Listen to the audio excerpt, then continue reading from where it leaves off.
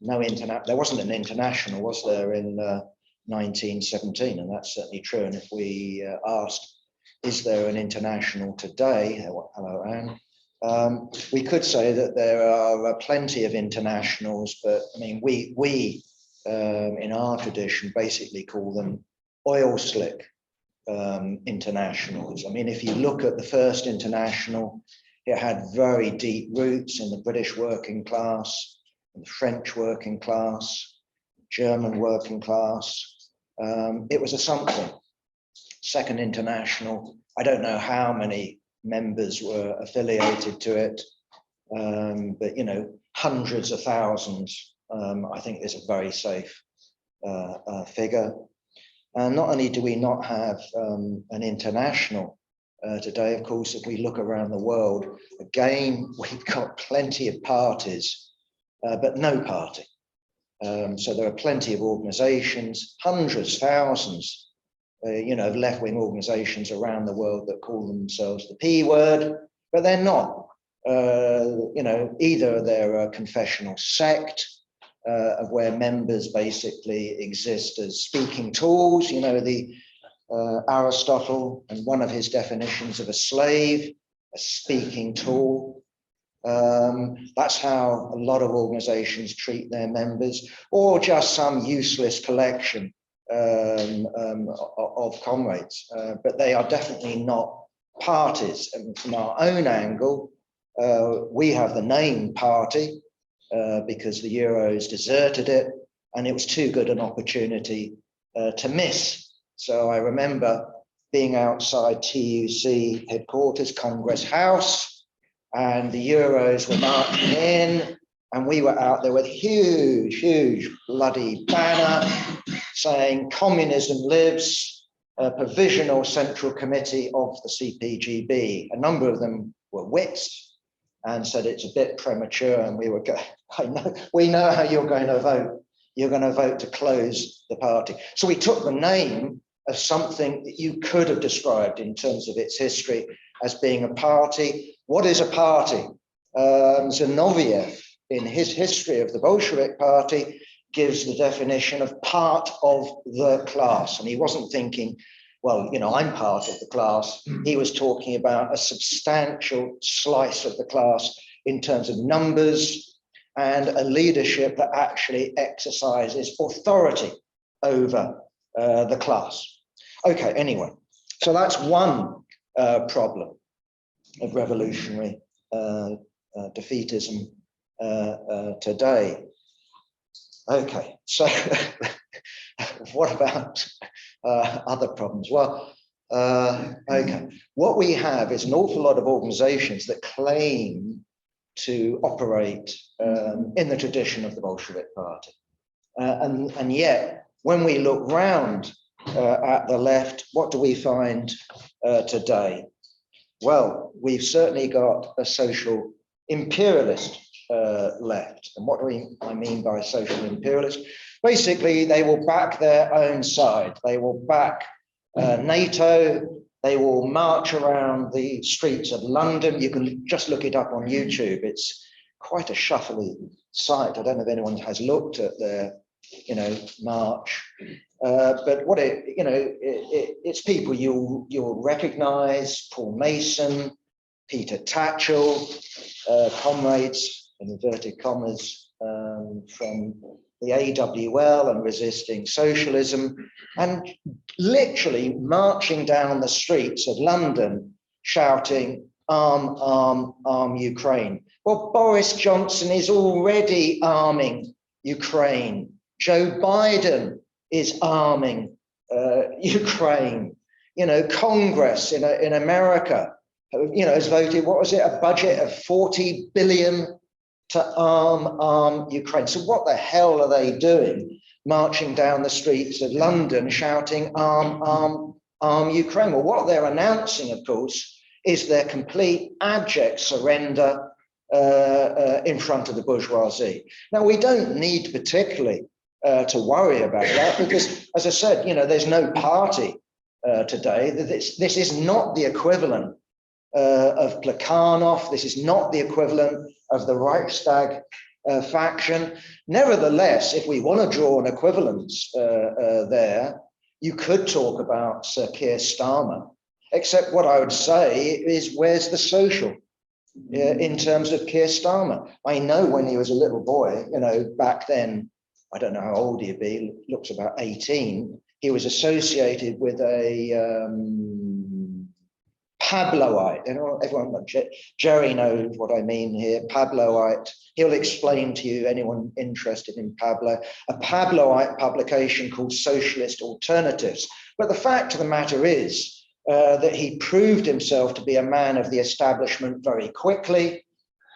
He became director of public prosecutions, and then he became a Labour MP, served in Corbyn's cabinet as loyal enough to replace him. And as soon as I looked at this creep, I have to say, no, seriously, you can see it in print. I was saying, I named a number of candidates, but I didn't name 20 or 30. It would usually be about 3 or 2.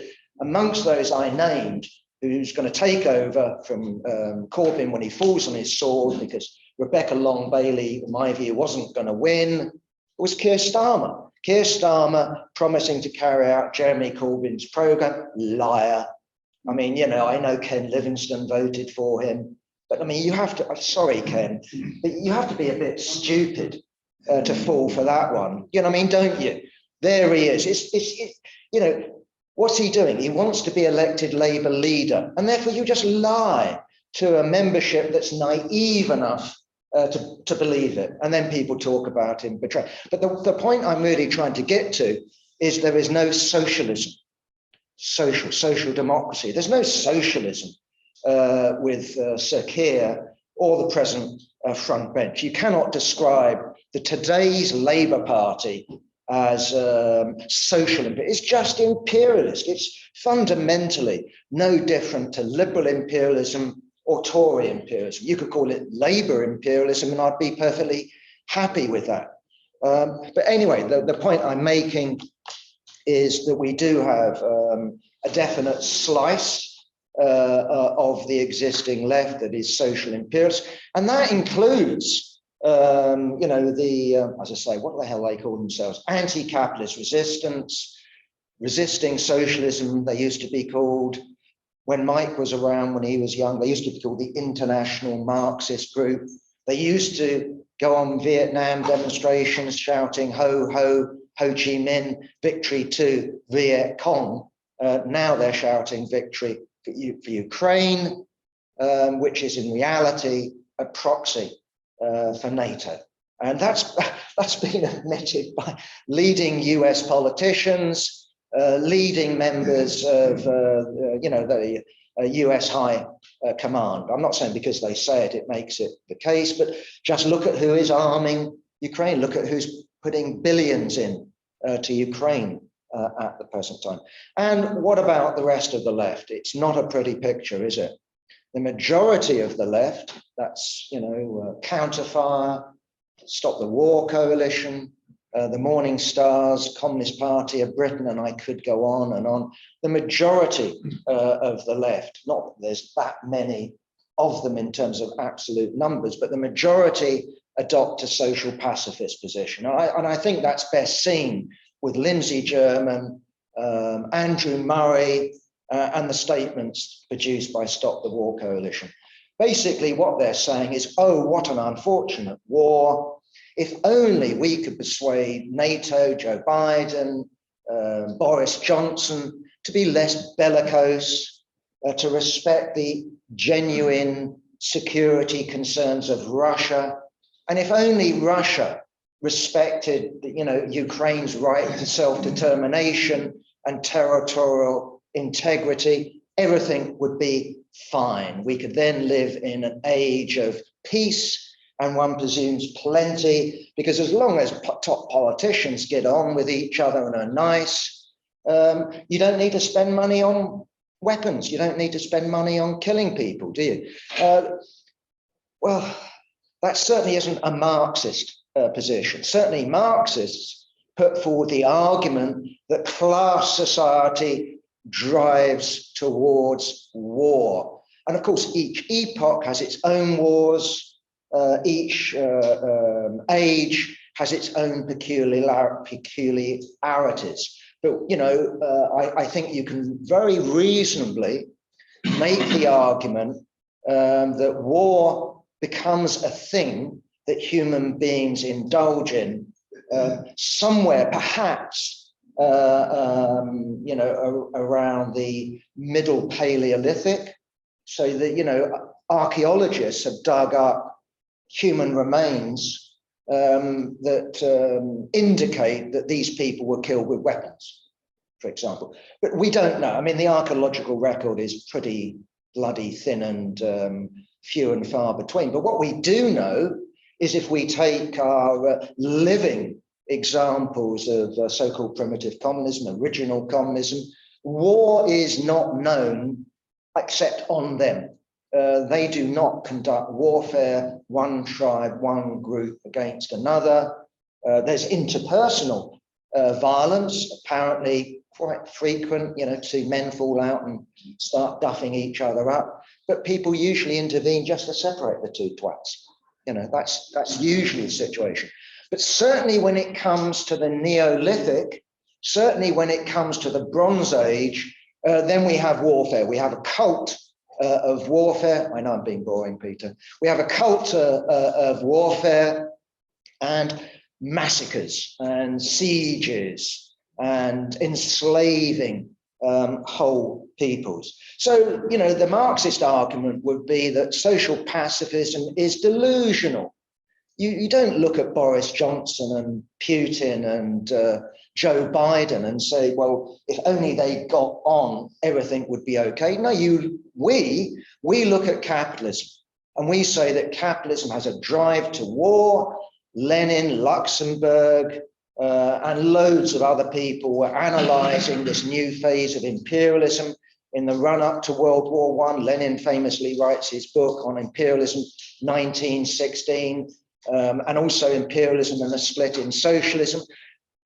I don't need to buy into the whole of that pamphlet. Suffice to say, Lenin's basic argument is that the existing powers, Britain, France, have basically divided the planet into spheres of influence, direct colonies, indirect colonies, and there's these rising powers, Japan, Germany, to quote, I don't know who it would be the Kaiser? We want our place in the sun.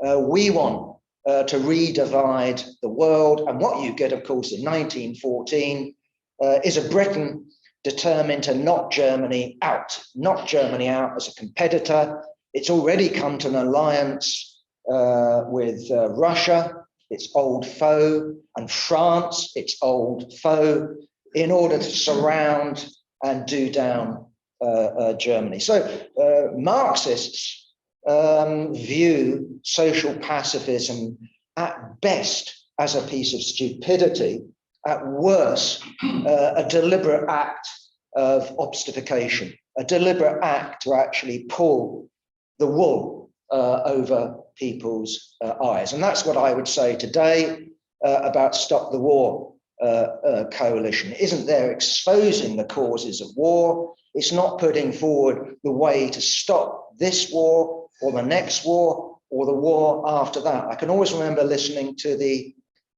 treasurer of Stop the War coalition. He was also someone we encountered, nice guy, someone we encountered in Left Unity, Andrew Bergen. Anyone know Andrew? You know, nice guy, isn't he? But I do remember him on one of the numerous Stop the War demonstrations. And I just thought he came out with a wonderful line that sort of gave the game away, but accidentally. And there he was on the microphone. And what did he say? While they keep bombing, we keep marching. And he got the whole crowd. What do we do if they keep bombing? We keep marching. They keep bombing. We keep marching. And yeah, I mean, okay, anyone who thinks, you know, that a march is going to stop war, I mean, come on. And of course, what we do now in Britain, this would be, I don't know if that happens in America or Germany or the Netherlands. What we have a funny habit of now is whatever the cause, we march the same route. I mean, we all know that. I don't know why. We always now start at the BBC. They don't cover us, they don't take any pictures. They don't send journalists out, but we all line up alongside the BBC, Portman Place, not far from here, just up the road. In fact, whatever exactly my geography at the moment is completely apart. I'm not quite sure where I am. I know, okay, they're down there, whatever it is. And then we march either to Whitehall and outside 10 Downing Street, or we march a little bit further down the road to Parliament Square. So it could be on anything: Palestine, anti-racism, war, same route, same people, different slogan. But the point I'm making is that anyone who seriously thinks that by marching you're going to stop war is, as I said, either naive or deliberately pulling the wool over people's eyes. Okay, so what else have we got in terms of problems of revolutionary defeatism today? What we've got is a pro-Kremlin left, which says quite rightly that Ukraine is a proxy for NATO, and that the cause of the war is NATO expansionism. You know, it wants to get Georgia as a member of NATO. It wants to get Ukraine as a member of NATO, and it ain't going to stop there. It's going to drive in to the former southern republics of the Soviet Union in order to surround China. We've had the quotes from various generals, you know, about degrading Russia so it cannot possibly fight another such war. We've had, you know, papers produced, you know, by the Pentagon and the Defense Department, basically advocating the breakup of the Russian Federation, the reduction of the Russian Federation to 1, 2, 3, many neo-colonies. And in response to that, what the comrades say is that they are for Russian victory. Now, there's many different versions of it, but at least they say that they actually don't want the victory of their own side. So I'm a lot less critical of those comrades than I am of the social pacifists, let alone the social imperialists who want the victory of our side in this war. The problem is that, of course, these things don't tend to be absolutely clear. So, for example, if you take, you know, the Young Communist League, the youth league of the Morning Stars CPB, they'll come out both with social pacifist slogans, as well as, I think myself, the way I read their statements at least, they try to smuggle in a pro-Kremlin position. I mean, they do use slogans, good slogan, the main enemy is at home, don't stop the class war. I welcome that, and I welcome that as them within the constraints of what I will call bureaucratic centralism. They're clearly in rebellion against their more conservative, what do you want to call it, seniors, Robert Griffiths and the leadership of the CPB. But I don't think that's the correct position. I don't think that we should be dressing up the Putin regime as doing anything progressive. If we cast our minds back to good old Karl von Clausewitz, remember, was it 1832 on war, how he defined war. War is the continuation of policy by other means. And of course, Lenin and subsequent comrades have bunged in the word violent, continuation policy by other violent means. And what Clausewitz explains, of course, is that while war and peace are opposites, we need to understand both war and peace to be the continuation of a state policy. And so we don't actually say, well, one side is attacked or is defending, and separate that off from the policy being pursued by that state before war breaks out. We try to actually locate the continuity. And we don't make a fetish either of war or peace. What we try to locate is the policy that is being pursued. And for the life of me, when I look at Russia today, I see a weak power. I don't see an imperialist power. But what I see is a power, because it cannot compete economically with the United States or the EU or Japan, that it is looking nonetheless for territorial expansion. I mean, some sort of greater Russia. But to me, all we need to do is look at the Putin regime. It's not an oligarchy, is it? But my God, you know, all you need to do is look around London, Mayfair, Highgate, Kensington, and look at where Russian money has been funneled into. Chelsea Football Club used to be owned by one of the so-called oligarchs. You know, this isn't capital that's being taken abroad. It's money, and it's money that's used for high-level consumption. But the point is that what the Putin regime is basically a gangster regime. It's the inheritor regime of Yeltsin that saw living standards in the former Soviet Union crash. I don't know what the figures are, but crash by half, something like that. Life expectancy for males goes down from, what is it, something like 67, which is pretty bad, to 57. For females, it's less, but 57. And in Ukraine, it's far worse. The figures that I looked up for the post-crash situation in Ukraine put it basically at the level of India. Now, anyone who's visited India, you know, would just be appalled by the fact that what you had, okay, you know, a Soviet regime, people, you know, were fit, people were housed, people were schooled, people were educated. And then you plunge into this social disaster. That is what the Putin regime inherited. Okay, the difference was, while Yeltsin was happy for Western companies to come in and basically to turn Russia and the inheritor states into neo-colonies, Putin and the army and the FSB said, enough of that. You can keep your money. That was a famous meeting in Stalin's old house, by the way.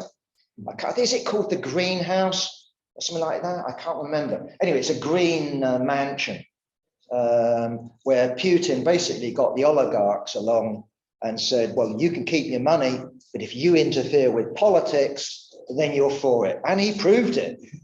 We've had oligarchs committing suicide. We've had oligarchs locked up, and anyone who interferes in politics is for it. So what sort of a regime is that? Well, all I would say, it has nothing to do with the working class. There's nothing progressive about it.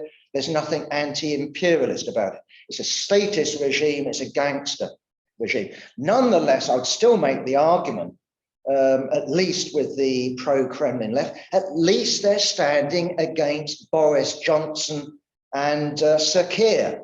At least they're standing against American imperialism and British imperialism. So there's something good about it. In the same way that you can have a naive social pacifist, someone you can talk to. I would talk to a social imperialist, but you know, well, in terms of polemics, you'd want to be as fierce as you possibly can. So I think that when it comes to our position, which, okay, we can explore this whole question and I'll try to elaborate a little bit. We are revolutionary defeatists. We are revolutionary defeatists. And what we mean by that is both sides. We don't see any contradiction there. I know Lars said, well, if you're for the defeat of your own side, you must be for the victory of the other.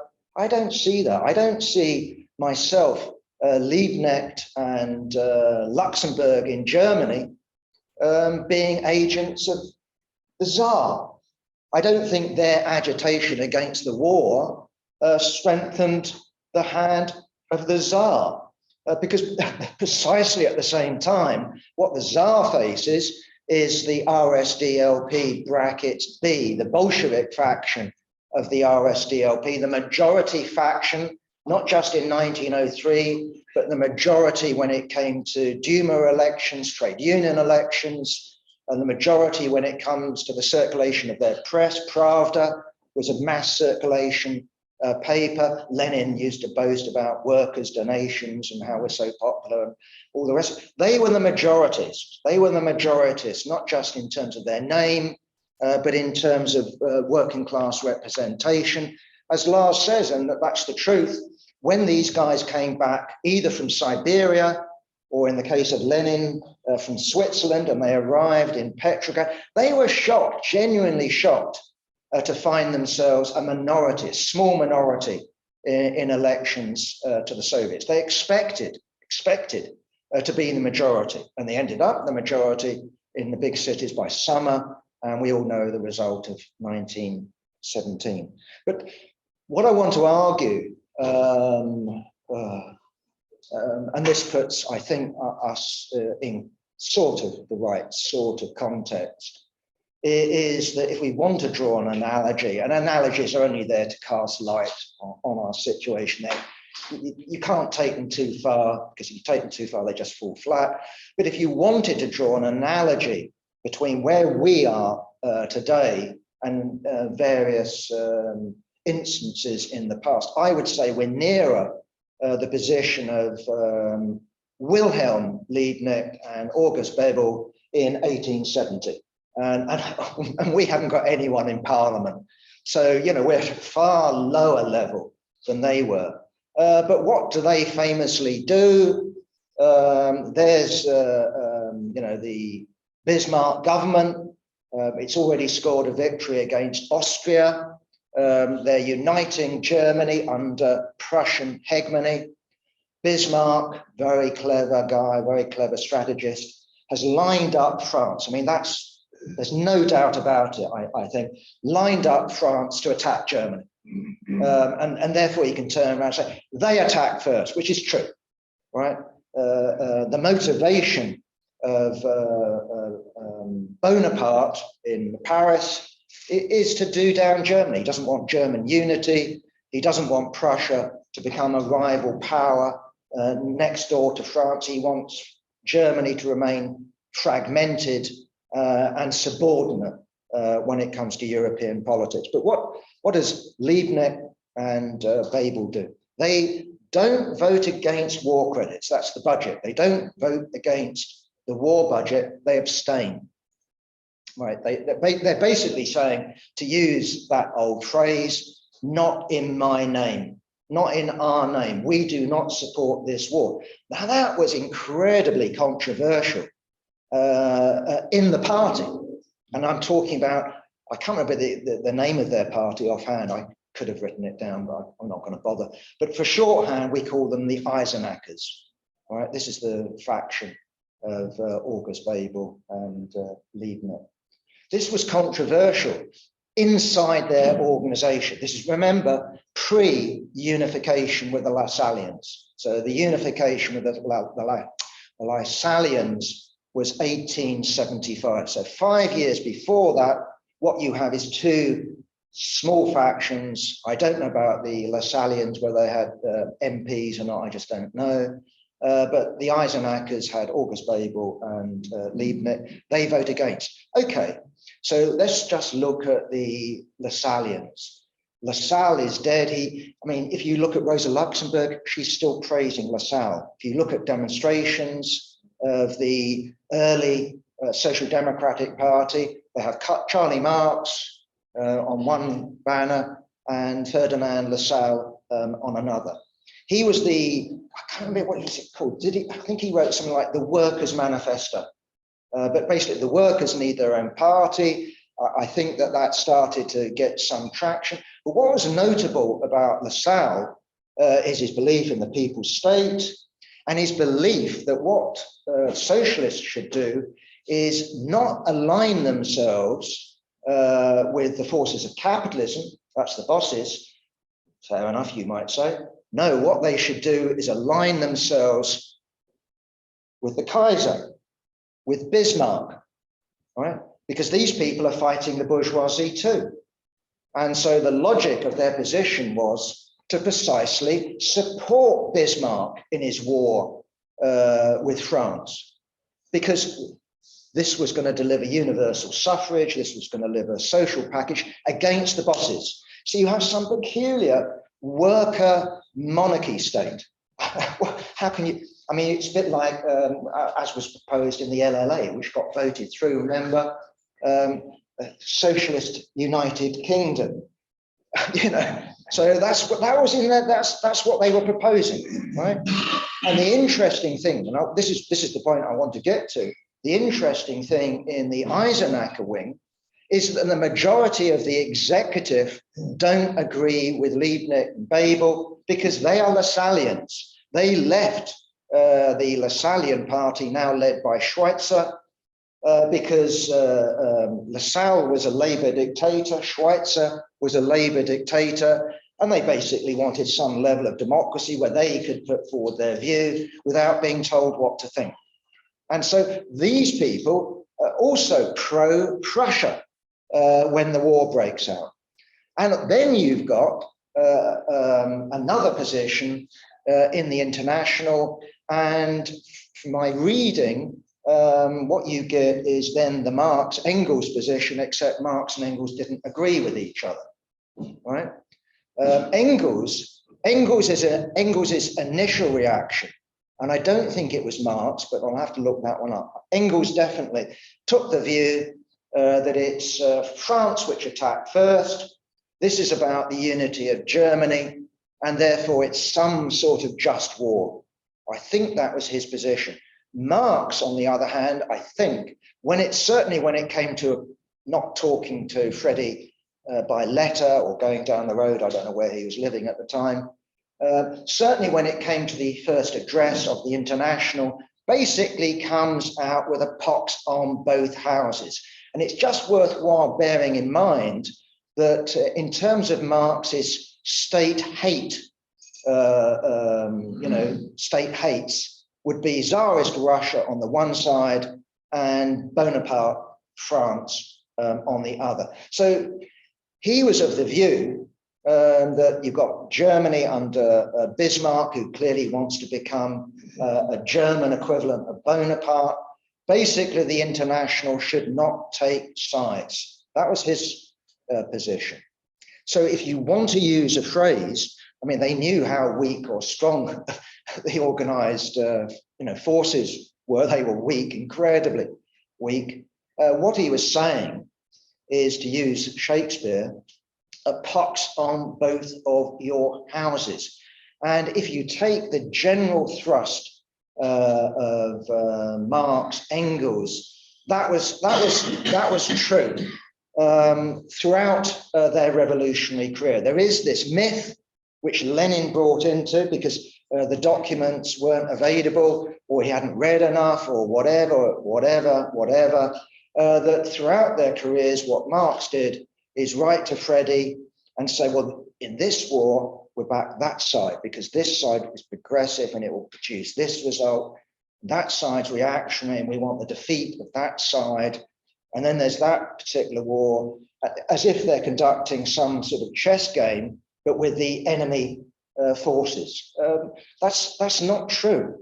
That's not true. And if you want an example, look at the Crimean War, which I think is 1853 to 56, something like that from my memory, somewhere along those lines. Who was against who?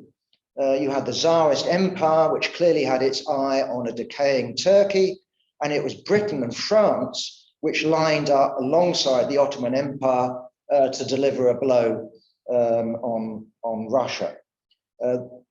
Engels, I think at the time, I think it was Engels, would be writing for something called the Pall Mall Gazette, and was writing as a military expert. You aren't meant to get into politics, Mr. Engels. Either way, if you take their position, Marx could write to Engels quite easily and say, wouldn't it be good if Russia was defeated? Yeah, and he could also write, this is Engels, well, it could have been Marx, the British Army is appalling, it's so inefficient, I mean, it's so rubbish. And look at the generals, and I don't know whether they must have commented on the charge of the Light Brigade. You know, there you are, got Russian guns, was it, before them and beside them, and this Light Brigade charges up the valley and gets blasted to pieces. And as is typical in British culture, they turn a disastrous military defeat into some sort of triumph. So Dunkirk, where the British army scuttled out of France in our modern mythology, becomes a heroic moment of plucky Britain standing up to the Nazi hordes in the same way a British regiment of horse gets blasted to pieces by Russian cannons, and it's turned into an act of heroism. Anyway, the point I wanted to make is that in terms of forces that we have available to us, we have none. In the same way that in 1870, the forces that were available in Germany were basically nil. And what Bebel did and what Liebknecht did is take a moral stance. And of course, this, as I said, wasn't appreciated in the party. Their own group certainly wasn't, welcomed by the Lasallians. And it certainly wasn't welcomed by Bismarck and the authorities who rewarded these two, I think, was it a year and a half in a fortress? Anyway, they were put on trial and doing what any decent Marxist or socialist or progressive does, turn the trial into an attack on the prosecution. Turn, your defense into a prosecution of the other side. And if you look at Marx and you look at Engels, after that initial what's going on sort of period, what they do, they hold up these two as heroes, as they are. There they are. They took a moral stance, and a moral stance in conditions such as 1870 and in conditions of 2022, while we recognize the weakness of that, nonetheless is necessary and can send out a message that inspires. And what happened, of course, with these two is the working class movement, as it developed in Germany, basically viewed them as taking the right stance.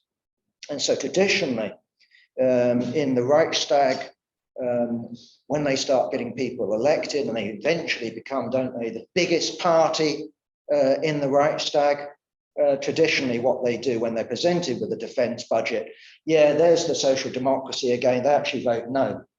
That's the traditional stance. So we oppose their arms budget. We don't support their war. Okay. Okay, so that is very different to Lenin and Zinoviev in 1914.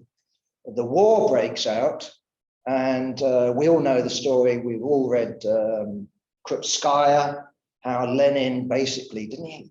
Just like Luxembourg and all these other comrades, basically said, what the hell has happened? Because what you had is the entire Reichstag faction not abstaining, right? Not voting no, but voting yes. And it's just worthwhile pointing out that this was in spite of the pleading Karl Kautsky. Karl Kautsky said, vote no. All right, I haven't persuaded you to do that. Abstain. And they didn't. And amongst those deputies that voted yes to the arms budget was the son, Karl Liebknecht, voted yes to the budget. I think Ben was telling us, wasn't he, that when he came out of the Reichstag, I don't know, turned to someone, I don't know who it was, he turned around and said, Jesus, I don't know whether he used that word, but I made a mistake. And what marks him out, again, taking a moral stance, was then he's the first one to put up his hand to vote no. And then steadily, as the war goes on, the dissidents get bigger and bigger, and then they're expelled from the party, from the social democracy. But the point is also that Lenin wasn't just looking at the moral stance that Liebknecht very quickly took and others in Germany quickly took. he was able to say, and I think for good reason, that if you take this betrayal, it was a betrayal, the party in Germany will recover, and it will recover very quickly.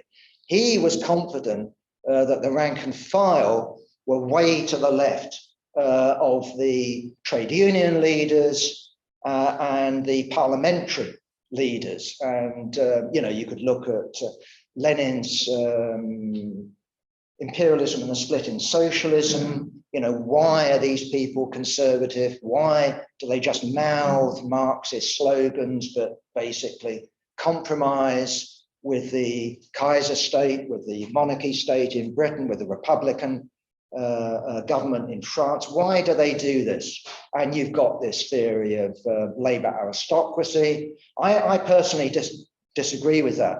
My own position, for what it's worth, is closer to Zinoviev, who wrote a book at a similar time, which is called The Social Roots of Opportunism. And what he was arguing is, to do with bureaucracy, the growth of bureaucracy in the Labour movement. Anyway, the point would be that both of those two could look forward very quickly in their own estimation that the party will revive, and yes, you can turn what is an imperialist war into a civil war. You can fulfill the resolutions of the Second International to struggle for socialism, because this war is going to go on. People will become demoralized. The initial chauvinist wave will very quickly wear off.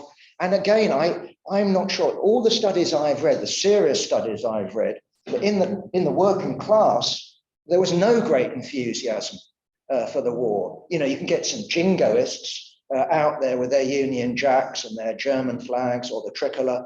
But in the working class movement, this wasn't, let's go and kill the Hun. There was deep skepticism about the war. Either way, Lenin and Zinoviev were arguing that this mood will go and will be replaced with disillusionment about the war. The party will grow, not only the Bolsheviks, but German social democracy. And that turned out to be the case. The dissidents that began with one person, one deputy taking a stand, became the Spartacusbund, and then also became the independent Social Democrats. And I think, again, this is from memory, I think in terms of membership, the independents become bigger than the official party. It's a mass party. So my basic argument in terms of problems of revolutionary defeatism today is we certainly aren't at 1914. There are many similarities with 1914, and I'm not talking about August, but in the run-up to August 1914 in terms of big power conflict and all the rest of it, which hasn't properly happened yet. But I think we're to draw an analogy far closer to 1870, which of course means, if we draw this analogy, we've only got 5 years to wait, comrades, before we have party unity and the takeoff happens, and we end up with a mass delegation in Parliament, and we become the biggest party within, what, 30 years? So things are fantastic. I don't know. But I would say that, yes, we can do it. I really would. I mean, as an indicator, at least, of mood, Alexander, you were talking about mood in America, and we all sort of criticized you and whatever. But nonetheless, if you look for evidence in the United States, to me, I mean, over here, but I hadn't heard of it. I sort of vaguely heard of this senator guy, Bernie Sanders. And then you get him standing for president, and boom, you've got a movement. Okay, I've got no illusions in the socialism of Bernie Sanders. He means the NHS, doesn't he? That's basically what it means. But again, with Corbyn, we suddenly go from a situation of, I mean, Corbyn standing for leader. I mean, he was the right wing was so confident, right, that they lent him their votes when it came to the parliamentary process of letting him stand.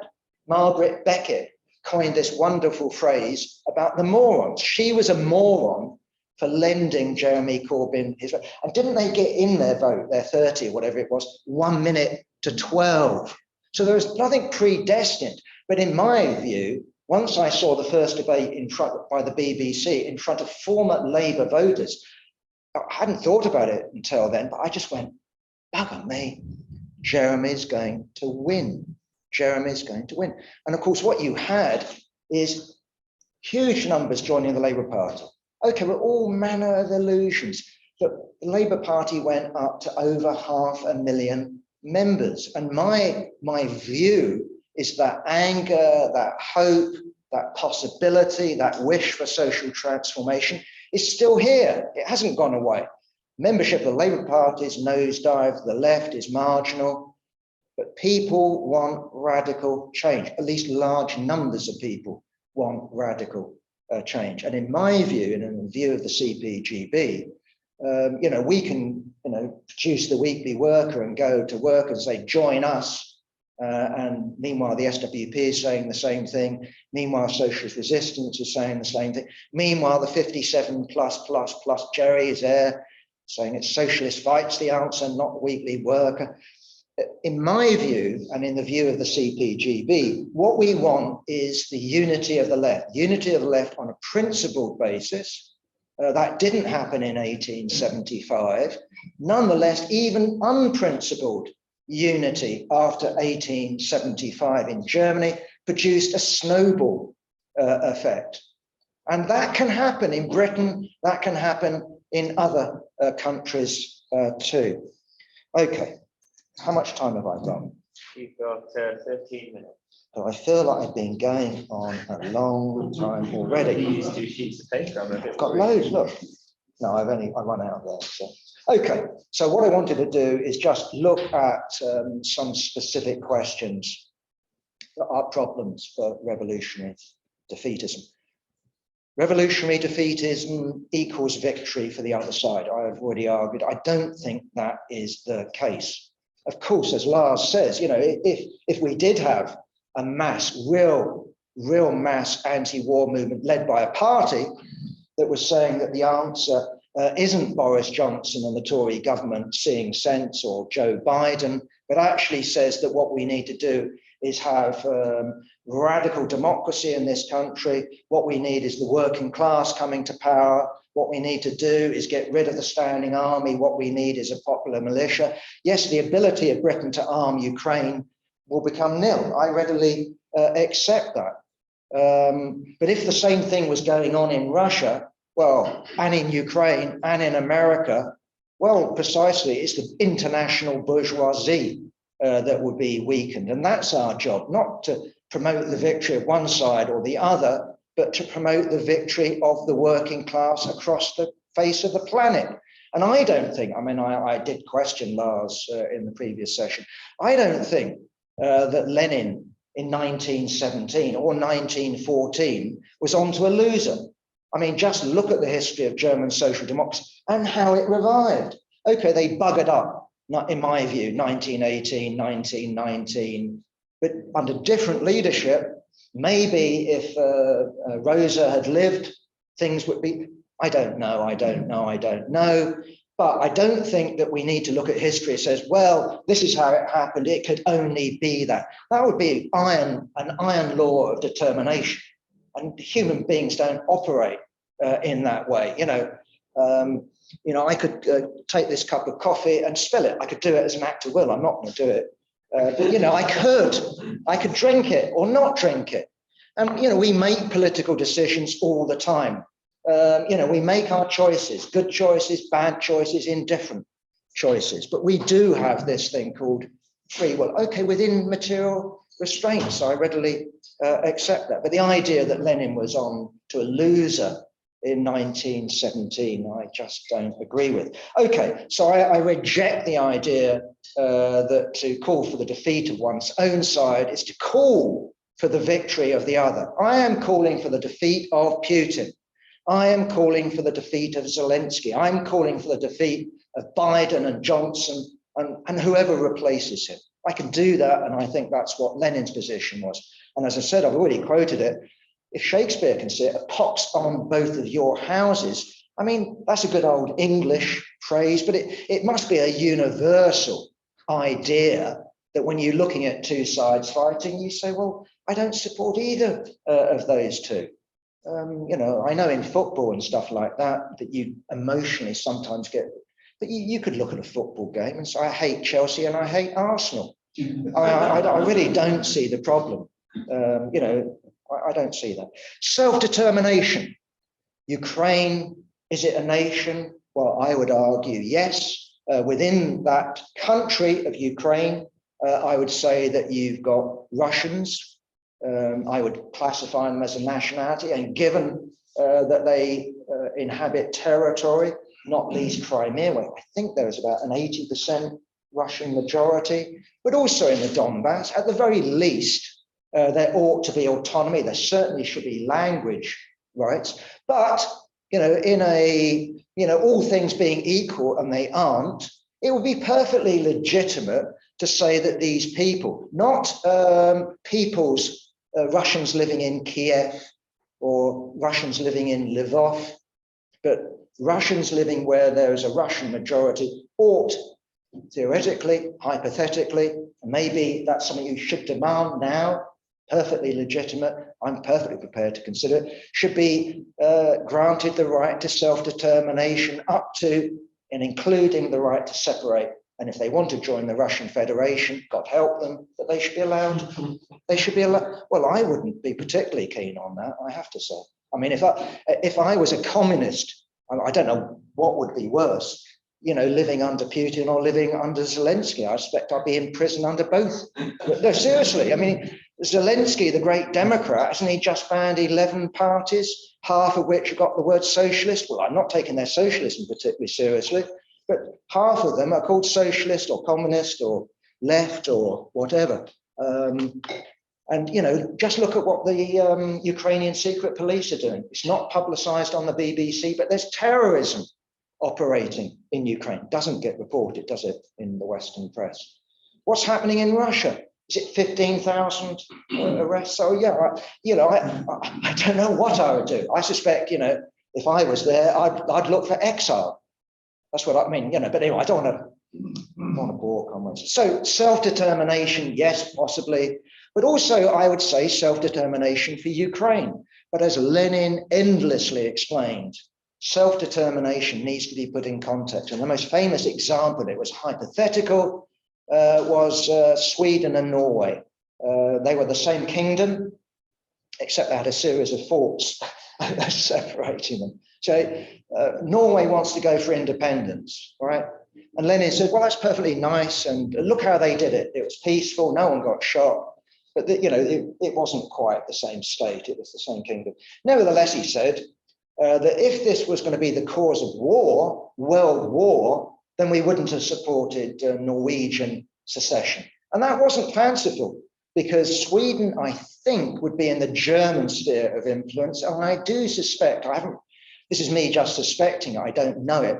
I do suspect that Norwegian secession was the Brits at play in terms of their preparation for World War I. Let's do down the Germans.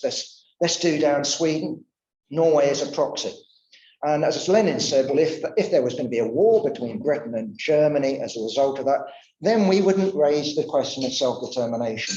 And of course, what he argues, isn't it, is that Norwegians have got the duty to argue for unity. Swedes have the duty to argue for the right of Norway to separate. Either way, I reject the demand now for Ukrainian self-determination. Why?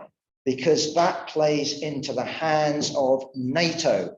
This is about a proxy war between the imperialist powers and Russia, which I've argued isn't an imperialist power, but is a reactionary power. So at the present time, even though Lenin championed the right of Ukraine to self-determination, if you read Putin's document on why Ukraine shouldn't exist, he attacks the Bolsheviks, he attacks Lenin for creating the modern Ukraine, including its Russian minority. But at the moment, I would say we should reject that statement. So that is a problem of revolutionary defeatism. Who attacked who first? You hear that so often. it was Russia which attacked Ukraine first. And then the other side, the pro-Kremlin lot, said, yeah, but it was NATO that expanded first. And then the other lot said, yeah, but NATO expansion was peaceful. The other lot turned around and said, yeah, but what about Serbia? What about Libya? What about Afghanistan? And well, my point would be precisely, you do need to look at these questions. You do need to look at the background. That's perfectly legitimate. But the idea that what we have here is Russia attacked first, therefore we should side with Ukraine and those who arm them, is as silly as saying, as some people did, Freddie Engels, who attacked who first in 1870. True, France declared war. Bismarck was therefore fighting a defensive war, which he wanted. He wanted France to attack. He designed it so France attacked. That was his plan. He was clever. So who attacked first is not the question any Marxist should deliver as an argument. We need to be looking at the background of why they attacked first or why they didn't attack first.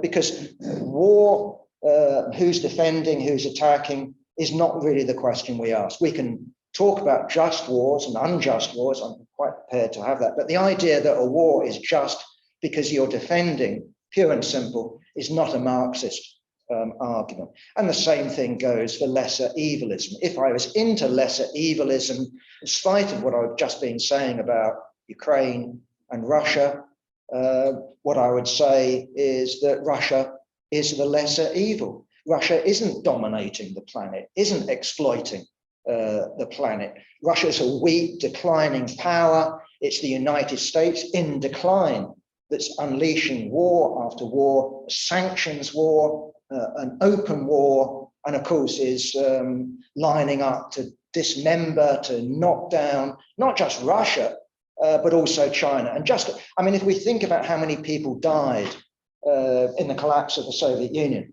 imagine how many would die in the collapse of Russia today, and then the collapse of China. I mean, it would make the deaths in World War II and World War I put together seem nothing.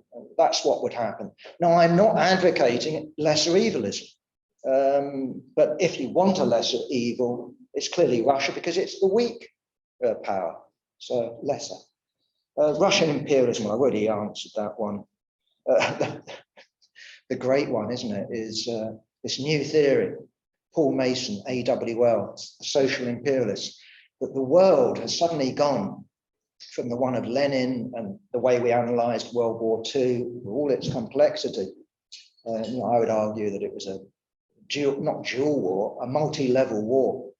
But anyway, I don't want to go into World War II.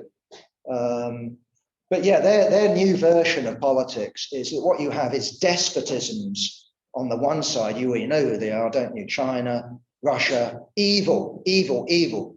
And then what you've got is the democracies. I mean, this is Cold War politics. And I mean, quite frankly, hearing it from Paul Mason doesn't surprise me, and hearing it from the AWL, Alliance for Workers' Liberty, so-called, doesn't surprise me. But it's got nothing to do with socialism. It's got everything to do with bourgeois ideology, given some sort of very thin socialistic gloss. Okay, I'm coming to my end, just a couple of minutes now.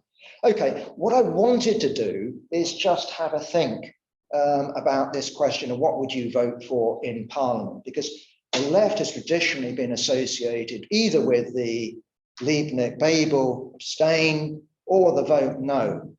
Therefore, let's consider Engels's alternative to that as he presented it in Can Europe Disarm? And he said, well, look, we can actually be a bit more sophisticated here.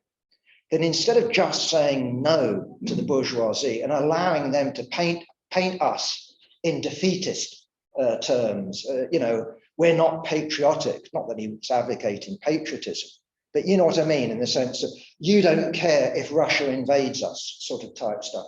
What Engels argued for is present our own bill, present our own draft legislation, and say that we would vote for the government if it carried out that program. So what Engels drew up in 1892 was a draft bill, basically, and you already know it. It was going to slowly abolish over a number of years, 3, 4, 5 years, the standing army in Germany, but also in other European powers. It was going to replace it with the people's militia. There was going to be voluntary discipline from below. This would go hand in hand, of course, as he said in the pamphlet, with the possibility of such an army in the event of a socialist majority in parliament, or an expected socialist majority in parliament, with mutiny.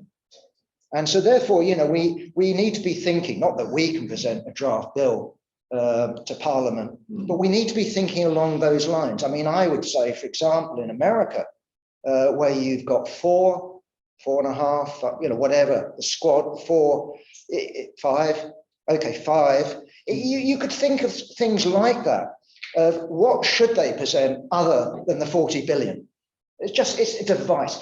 Engels didn't think that Kaiser Germany would carry that out. He wasn't stupid. He didn't think that Britain would do it. He didn't think that Tsarist Russia would do it, or even Republican France would do it. This is propaganda, and it's a way of countering at least one thrust of attack against us. I'm not saying that you should automatically do that, but we have more strings in our bow other than abstaining, other than voting no.